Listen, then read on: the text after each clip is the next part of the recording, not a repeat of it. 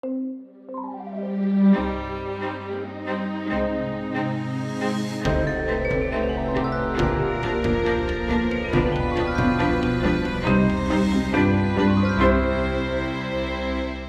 contertulio de hoy en Leer es Volar TV, es un fusagasugueño que dice tener mucho de Caribe. Tuvo un bar de salsa hace algunos años y ha hecho un poco de teatro. Para ser francos, es uno de los más grandes dramaturgos de nuestro país.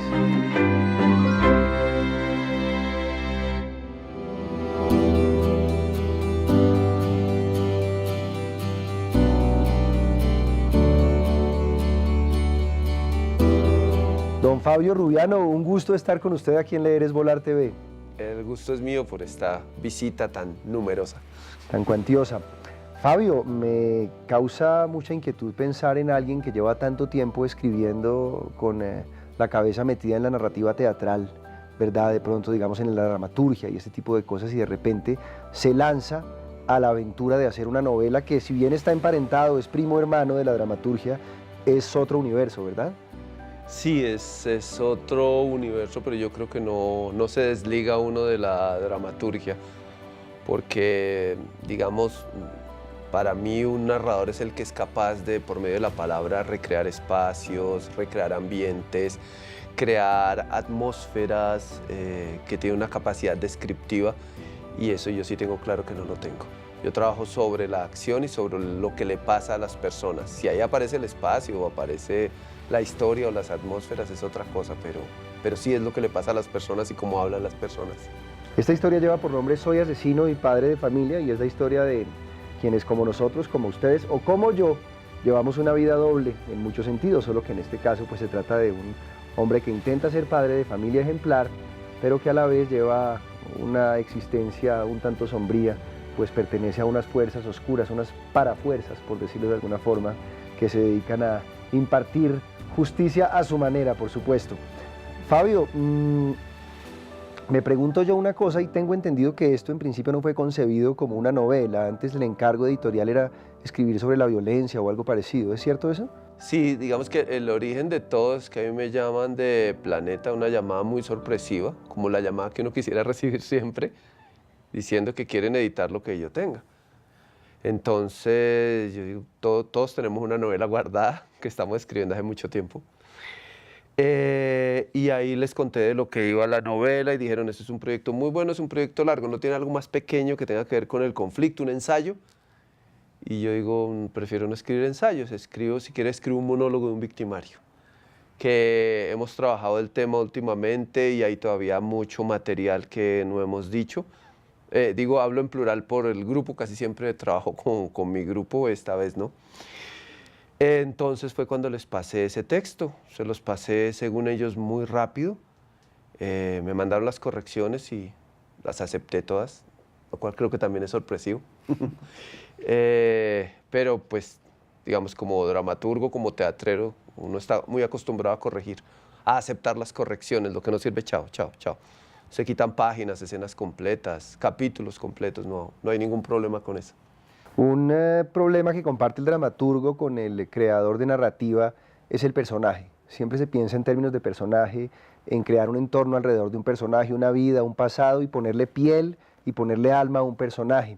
¿Cómo fue la construcción de este protagonista Alejandro y de este mundo que lo rodea de alguna manera? Todo empieza por alguien que era una persona muy dulce.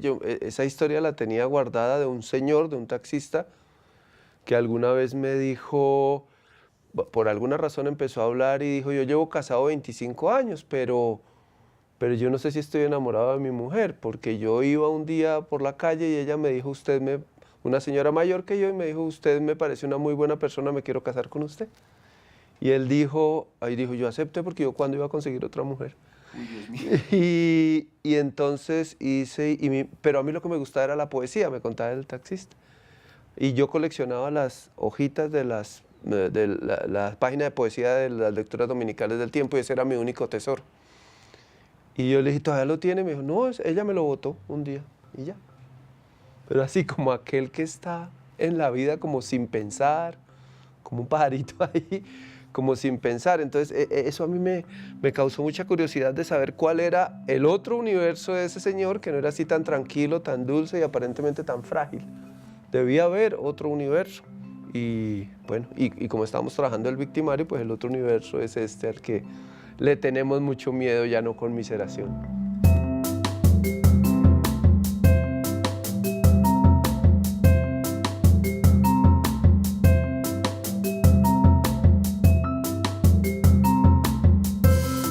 Uno tiende a ver la vida a veces muy primitivamente en términos de buenos y malos, ¿no? Y uno cree que hay el discurso de la bondad y otro que tiene el discurso de la maldad, el aplastador y el noble, el bueno.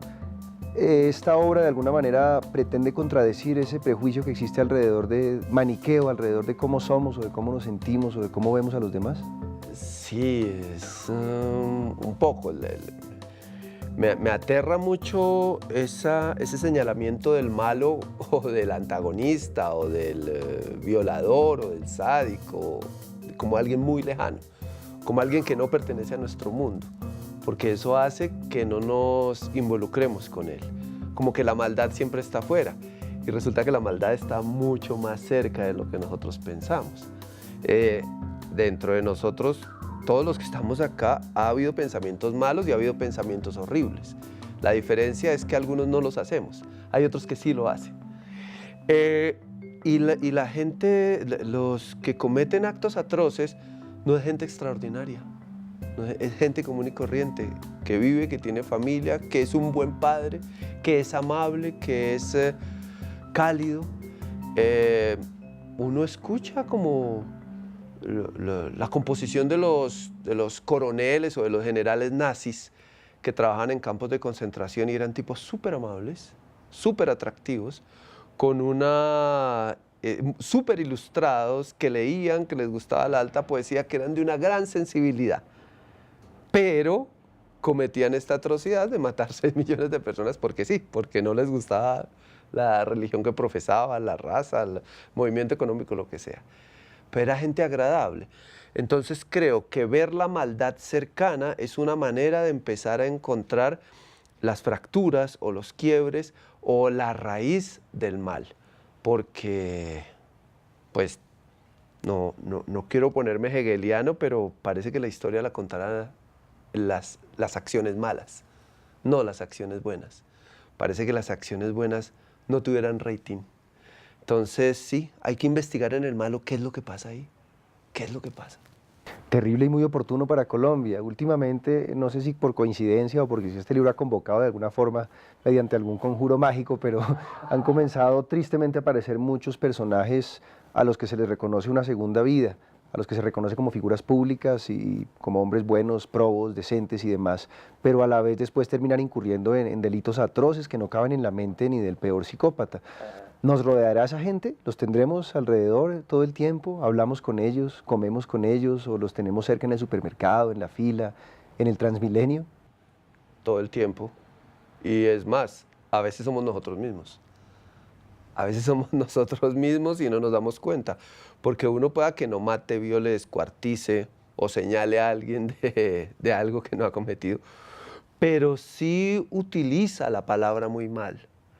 Sí utiliza expresiones muy mal, sí conecta con ciertas cosas por muchas razones, por vergüenza o por miedo o por no salir del grupo.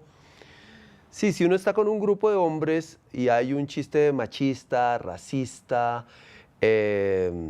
incómodo, es muy difícil que uno diga, no eche ese chiste, no es necesario que diga eso, cambiemos de chistes.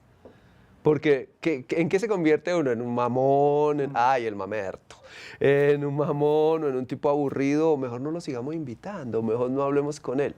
Ahí yo creo que uno empieza a establecer una complicidad simplemente por vergüenza, por pena. En este tiempo tenemos una obra que se llama Yo no estoy loca, donde trabaja Marcela Valencia, y es sobre el peligro de decir la verdad. De decirle a alguien que empiece a hablarle a uno en el avión, no quiero hablar. Alguien que dice, uy, ¿cómo está? Señor, no quiero hablar, o señora, no quiero hablar. Eso se convierte en un gesto de violencia, y no lo es sencillamente decir la verdad. Y decir la verdad es súper incómodo. Y es tremendamente colombiano, ¿no? Renunciar a eso de decir la verdad. ¿Hubo algún deseo o una intención de quitarse los ropajes de teatrero en algún momento al estar escribiendo esto y decir yo no voy a pensar como pensaría cuando estoy construyendo un personaje, cuando estoy haciendo teatro, cuando estoy generando un diálogo dramático o algo parecido? ¿O por el contrario existió, digamos, la conciencia de que eso iba a tocar la obra porque era inevitable? ¿Cómo se manejó esa situación? Al contrario, creo que hago uso de todas las herramientas dramatúrgicas y dramáticas para poder hablar con mi propia voz. No voy a decir, ahora soy un narrador, ahora soy un poeta y mis personajes hablan en tercera, en primera, en pasivo, no. Creo que utilizo todas las herramientas teatrales trabajadas en un texto narrativo. Lo siguiente que va para ellos, que era el encargo original, es un diálogo. Pero es lo que en dramaturgia sería un mal diálogo, que se llama con ironía el diálogo francés, que es hacer una pregunta para desatar la respuesta. Lo importante es la respuesta, entonces se hace una pregunta tramposa. ¿En qué lugar se encuentra? En este momento estoy en el carro, voy con mis papás, estoy acá, atrás va el perro, estoy manejando, mi compañero está dormido. Entonces, ¿y qué va a hacer? Voy para el cementerio, voy a hacer... Sí, es un diálogo, pero es una trampa, pero es un elemento teatral para poder establecer una narrativa emparentada con lo teatral. Fabio, una última pregunta para que conteste con toda sinceridad, con toda franqueza, sin temores. ¿Leer es volar? Leer es volar, absolutamente. Leer es como imaginar, sí. Uno es capaz de hacer eso ahí. De pronto en ningún otro lado, pero ahí sí, leyendo e imaginando. Un título sugestivo: Soy asesino y padre de familia. Fabio Rubiano, conocido dramaturgo, debuta como novelista y lo hace muy bien.